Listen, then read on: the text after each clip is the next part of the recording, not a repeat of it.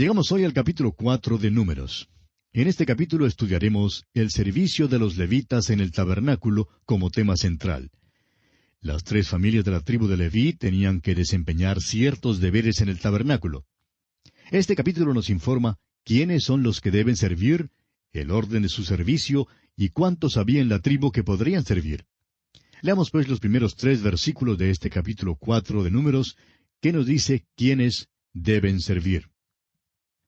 Habló Jehová a Moisés y a Aarón diciendo, Toma la cuenta de los hijos de Coat, de entre los hijos de Leví, por sus familias, según las casas de sus padres, de edad de 30 años arriba hasta 50 años, todos los que entran en compañía para servir en el tabernáculo de reunión. La primavera de la vida, los años más productivos en la vida de los levitas, era entre los 30 y los 50 años. Y estos eran precisamente los años durante los cuales debían servir. Ahora los versículos 4 al 6 nos presentan el orden de su servicio. Leamos estos versículos 4 al 6 de Números capítulo 4. El oficio de los hijos de Coat, en el tabernáculo de reunión, en el lugar santísimo será este. Cuando haya de mudarse el campamento, vendrán a Aarón y sus hijos, y desarmarán el velo de la tienda, y cubrirán con él el arca del testimonio. Y pondrán sobre ella la cubierta de pieles de tejones, y extenderán encima un paño todo de azul, y le pondrán sus varas. Pasando ahora al versículo 15, leemos, Y cuando acaben a Aarón y sus hijos de cubrir el santuario, y todos los utensilios del santuario, cuando haya de mudarse el campamento, vendrán después de ello los hijos de Coat para llevarlos, pero no tocarán cosa santa, no sea que mueran. Estas serán las cargas de los hijos de Coat en el tabernáculo de reunión. Los únicos que jamás vieron los muebles que había en el lugar santísimo fueron Aarón y sus hijos. Esos muebles eran el arca y el propiciatorio que cubría el arca.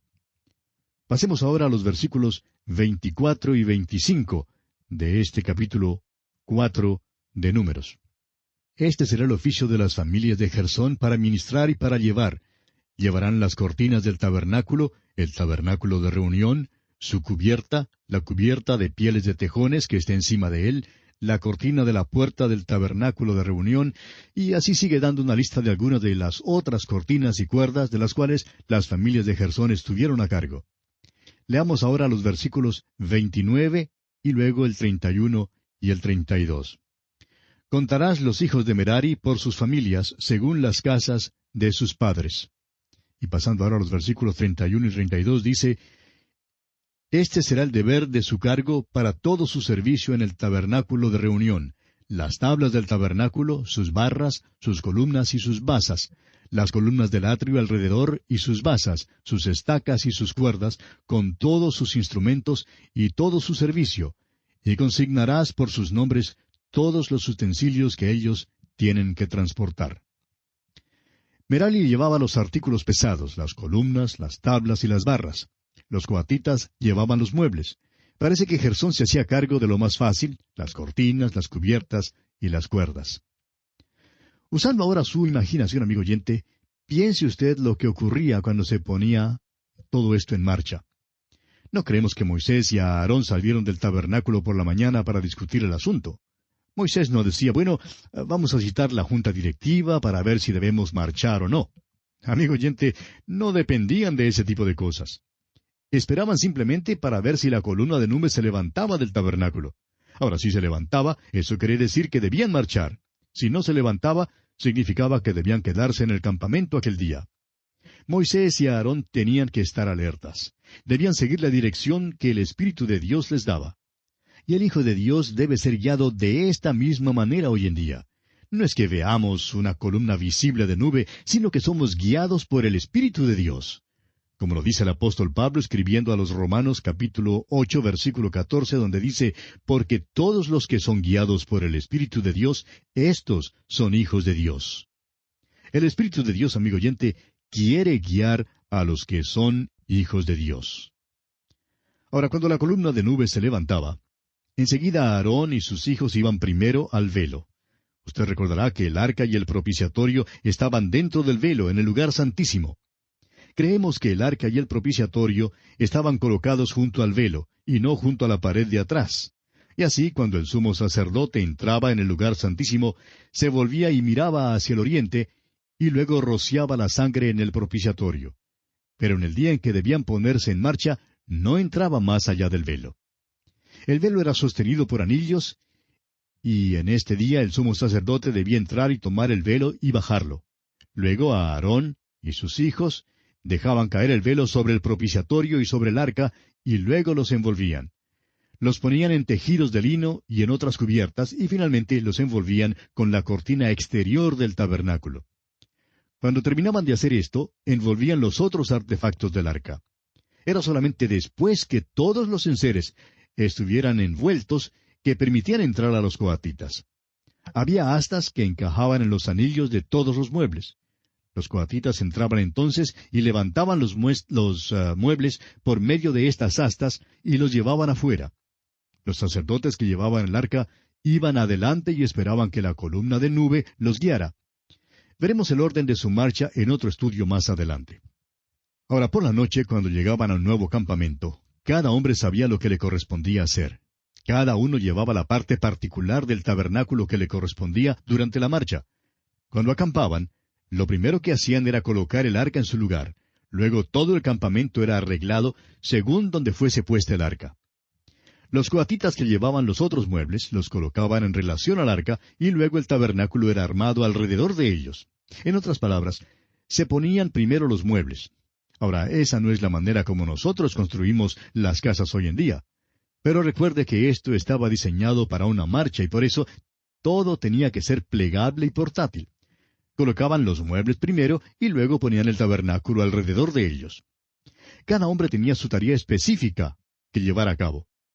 Opinamos que el campamento se instalaba con bastante rapidez. Creemos que después de unos 15 minutos más o menos de haberse detenido y colocado el arca en su lugar, ya estaría el tabernáculo completamente armado. Resumiendo pues, tenemos que cuando Israel llegaba al lugar donde debía acampar, lo primero que se hacía era poner el arca en su lugar. Luego venían los coatitas, quienes traían los muebles y los colocaban. En el momento en que los colocaban, Merari llegaba con las tablas, las barras, y desempeñaba su parte. Luego Gersón venía con las cortinas. Por último, el sumo sacerdote quitaba el velo y lo colgaba. ¡Qué emoción debe haber sido ver a Israel entrar en el campamento!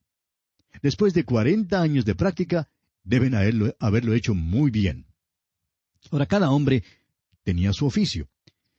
De la misma manera, amigo oyente, hoy en día, cada cristiano tiene su don y un trabajo específico que Dios quiere que haga. Creemos que Dios nos recompensará según nuestra fidelidad en hacer lo que Él quiere que hagamos. No debemos hacer lo que nos venga en gana hacer, ni lo que creamos que debemos hacer, sino que debemos ejercer los dones que Él nos ha dado. Supongamos, por ejemplo, que la persona encargada de llevar la estaca de la parte noroeste del tabernáculo se cansara de su trabajo.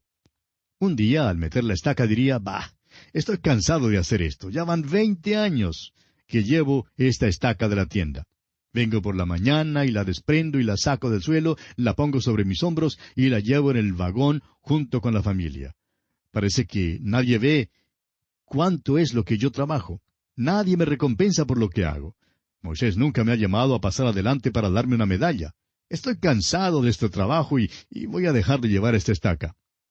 Un día, pues, cuando están quitando el tabernáculo, le es un poco difícil sacar su estaca del suelo y disgustándose la deja allí y dice, «Bah, nadie hará caso de todos modos. Mi trabajo no es nada importante. Todo lo que me corresponde hacer es llevar una sola estaca de la tienda. Creo pues que simplemente la dejaré allí mismo». Amigo oyente, ¿puede usted imaginarse el problema a la noche siguiente? Tratarían de levantar el tabernáculo, pero la estaca de la parte noroeste no estaría allí.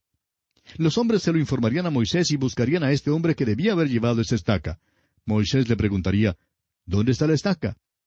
Y el hombre respondería, «Pues, la dejé allá donde acampamos anoche». Moisés le preguntaría entonces, ¿por qué la había dejado allí? Y el hombre diría, «No creo que mi trabajo sea importante de veras». Y Moisés diría, «Tú no crees que sea importante, pero ahora no podemos levantar el tabernáculo sin ella. Esa estaca es muy importante y la necesitamos». Amigo oyente, ¿Quién es el que puede determinar quiénes hacen las cosas de más importancia en el servicio de Dios hoy en día? Aquel hombre había sido fiel por 20 años y luego de repente se volvió loco y fíjese usted lo que resultó cuando trataron de levantar el tabernáculo. ¿No puede ser esta acaso una ilustración de muchos hijos de Dios quienes en nuestros días no creen que su servicio sea importante? Hermano que me escucha, Dios no le recompensará a usted según la cantidad de trabajo que haya hecho, sino según la manera en que usted haya sido fiel en lo que Él le ha hecho que haga para su gloria. Si usted está llevando esa estaca de la tienda de la parte noroeste, no se olvide de llevarla hoy. El trabajo que el Señor le ha dado es muy importante para su reino. Bien, tenemos ahora el censo de los levitas para el servicio. En los versículos 46 al 49 de este capítulo 4 de Números, vemos que contaron a todos los hombres que eran elegibles, es decir, aptos para el servicio en cada una de las familias de Leví, y cuyas edades estaban entre los 30 y los 50 años. Leamos, pues, estos versículos 46 al 49 de este capítulo 4 de Números.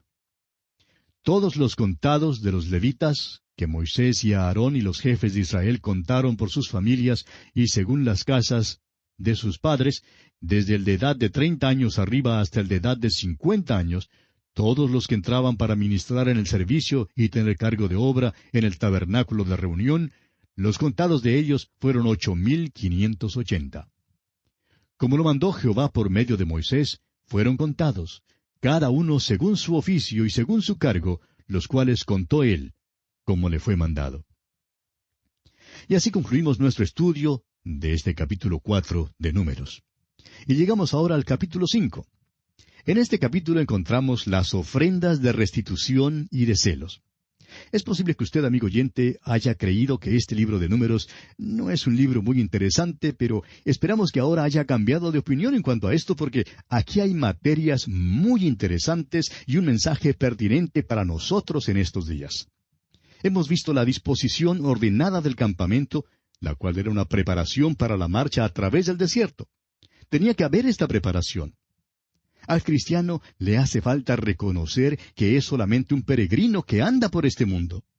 Toda cosa y toda persona tiene que estar en su debido lugar para poder caminar, trabajar, guerrear y adorar en el desierto. Llegamos ahora a algunas instrucciones en cuanto a la purificación del campamento.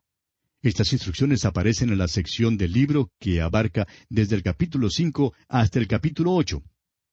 Y al llegar a esta sección en cuanto a la purificación del campamento, es necesario que reconozcamos que el motivo de esta purificación y limpieza era que estaban sirviendo a un Dios santo. Y esto en verdad también es para usted y para mí, amigo oyente. En la purificación del campamento, lo primero a tratarse era la ofrenda de restitución y de celos. Y este es el tema del capítulo 5. Veamos pues los primeros 4 versículos de este capítulo 5 de Números, que nos presentan la contaminación por enfermedad y muerte. Jehová habló a Moisés diciendo, Manda a los hijos de Israel que echen del campamento a todo leproso y a todos los que padecen flujo de semen y a todo contaminado con muerto. Así a hombres como a mujeres echaréis, fuera del campamento los echaréis, para que no contaminen el campamento de aquellos entre los cuales yo habito. Y lo hicieron así los hijos de Israel, y los echaron fuera del campamento, como Jehová dijo a Moisés, así lo hicieron los hijos de Israel. Tenían que echar fuera del campamento al leproso. Eso nos puede parecer algo cruel. Pero, amigo oyente, había un propósito muy definido que se cumplía con esto. Existía el peligro de la contaminación y la transmisión de la enfermedad. Y leemos que el campamento no debía ser contaminado porque Dios moraba en medio del campamento. Dios, pues, mandó que ciertas personas fueran excluidas del campamento. Ahora, esta no fue una decisión hecha por algunos que se creían superiores, ni por otros que creían tener algún privilegio espiritual que querían vindicar. La lepra es un tipo del pecado. Vimos esto en el libro de Levítico. Cualquier erupción de adentro o flujo del cuerpo habla de la carne, y los pecados de la carne tienen que ser tratados a tiempo y apropiadamente. Tenemos que comprender que si vamos a caminar con Dios, si vamos a gozar de la comunión con Él, debe haber una purificación de nuestras vidas. Amigo oyente, Dios no va a caminar con usted si está sucio. Hay algunos que creen que pueden participar del servicio cristiano y a la vez encubrir un pecado en sus vidas. Pero repetimos, amigo oyente, Dios no va a caminar con usted si está sucio. Porque Dios no es necio, Dios no es sucio. No nos bendice ni camina con nosotros mientras vivamos en pecado consciente, porque nuestro Dios es fuego consumidor, como lo dice el escritor a los Hebreos en el capítulo 12. Y el salmista dice en el Salmo 89 y versículo 7, Dios temible en la congregación de los santos y formidable sobre todos cuantos están alrededor de él. Creemos que la razón por la cual existe tantos problemas, tantas dificultades, enfermedades y angustia entre los hermanos hoy en día es porque no están dispuestos a tratar debidamente el pecado que se halla en sus vidas. En nuestras iglesias hoy en día parece que cerramos los ojos al pecado que hay en las vidas de nuestros hermanos en Cristo. Pero había ciertas personas que tenían que ser echadas fuera del campamento. Cuando lleguemos en nuestro estudio al libro de Josué, veremos que los israelitas no podían obtener la victoria en Ai porque Acán había pecado. O sea que había pecado en el campamento. Acán había pecado y lo había encubierto. Tenía que ser revelado y tratado, y sólo entonces podría Israel obtener la victoria total. Creemos que podríamos ver un avivamiento hoy en día si un mayor número de nuestros predicadores, de nuestros oficiales de la iglesia, maestros de la escuela dominical y los miembros del coro estuviesen dispuestos a tratar los pecados de la carne. Los pecados de la carne, amigo oyente, son como la lepra. Dios no bendecirá sino hasta cuando aquel pecado sea tratado. Y ahora llegamos al aspecto de la restitución. Pero siento que nuestro tiempo ya se ha agotado. Tendremos que detenernos aquí por esta ocasión y abordaremos este asunto en nuestro próximo programa. Le invitamos a acompañarnos mientras consideramos este aspecto en nuestra próxima audición. Será pues hasta entonces que Dios le bendiga ricamente.